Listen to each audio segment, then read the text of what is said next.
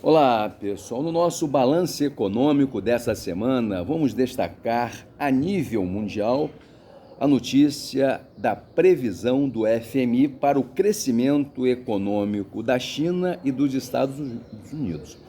A China crescerá 8,6% e os Estados Unidos 6,4% em 2021. É uma boa notícia, até porque os Estados Unidos, o Estado americano, lançou agora o segundo pacote de obras, o segundo pacote de investimento público em infraestrutura. É dinheiro público na veia, isso é muito relevante. Serão gerados 18 milhões de empregos nesse segundo pacote de 2 trilhões de dólares.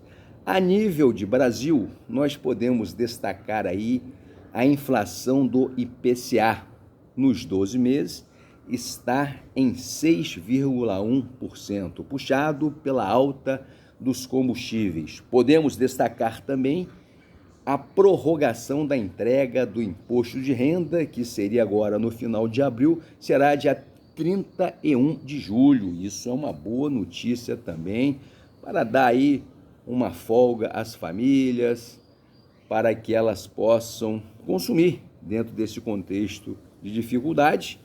Nós temos aí essa prorrogação do imposto de renda aprovado pelo Senado e foi para a Câmara agora, mas tudo encaminha para ser aprovada como no ano passado. Eu destacaria também, a nível de Brasil, a lista dos bilionários. Pois é, não fique espantado não. A lista dos bilionários brasileiros que saiu na revista Forbes, na revista americana, que ranqueia os bilionários de todo o mundo. E pasmem vocês, a lista de brasileiros bilionários, ela cresceu de 45 para 65 brasileiros bilionários. Nesse momento aí que o povo está desempregado, que se discute um auxílio emergencial, o governo vai dar um auxílio emergencial de R$ 250, que não compra uma cesta básica, e a revista Forbes anuncia a lista de bilionários do Brasil. Realmente é paradoxal. E a nível municipal, vamos destacar o auxílio, o fundo que vai ser criado pela Prefeitura de Quissamã, um fundo de 1 milhão com recurso próprio, para ajudar, para dar auxílio ao microempreendedor, ao pequeno empresário que está em dificuldade neste momento aí de crise por conta da pandemia e por conta também, do lockdown que nós estamos vivendo aí. E a nível de Campos, nós temos que ressaltar aí os 100 dias do governo Vladimir. Um governo que entrou já sabendo que ia encontrar uma prefeitura dilacerada do ponto de vista financeiro, fiscal. E Vladimir, como foi um candidato que saiu enfraquecido das urnas, porque a vitória dele sobre o Caio Viana foi de apenas 10 mil votos. Ele teve que fazer alguns acordos, teve que fazer algumas composições políticas. Por conta disso, foram muitas nomeações. Você tem vários suplentes de vereador no governo, vereadores ocupando secretarias, porque ele tinha que anabolizar a musculatura política do governo, para ele poder governar e fazer o presidente da Câmara. Por conta disso, a gente verifica que o governo ainda não disse ao que veio. Tirando a saúde, a gente percebe que o governo está paralisado, porque a saúde, o dinheiro que entra hoje, todo ele vai para a saúde por conta dessa crise infernal. E nós podemos destacar o seguinte: por setor, na área de transporte público, o que eu destacaria nesses 100 dias? E foi uma promessa de campanha dele de retornar as vans para o centro, para todo o eixo econômico da cidade. Ele conseguiu fazer isso, mas eu esperava também que ele apresentasse um projeto para que nós pudéssemos organizar o trânsito de Campos, o transporte coletivo, uma coisa que eu não vi até agora.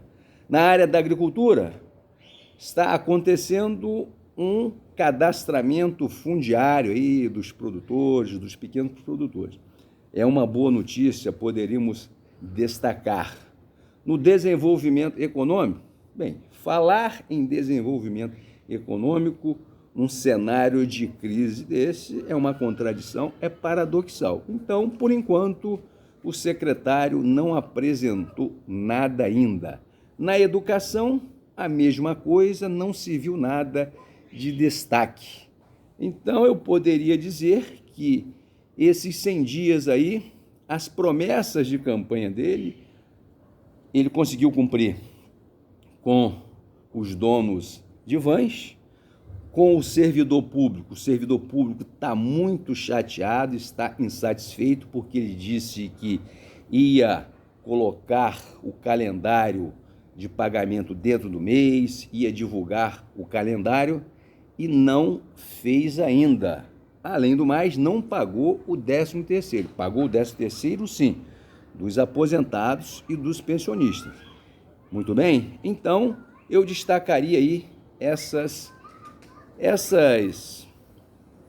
ações ou inação do governo Vladimir nesses 100 dias. E uma outra questão, ele logo no começo, lá na primeira semana de janeiro, anunciou que ia revitalizar a obra da Beira Valão, ali em frente a Águas do Paraíba e tal, né? E anunciou uma parceria público-privada. Com quem?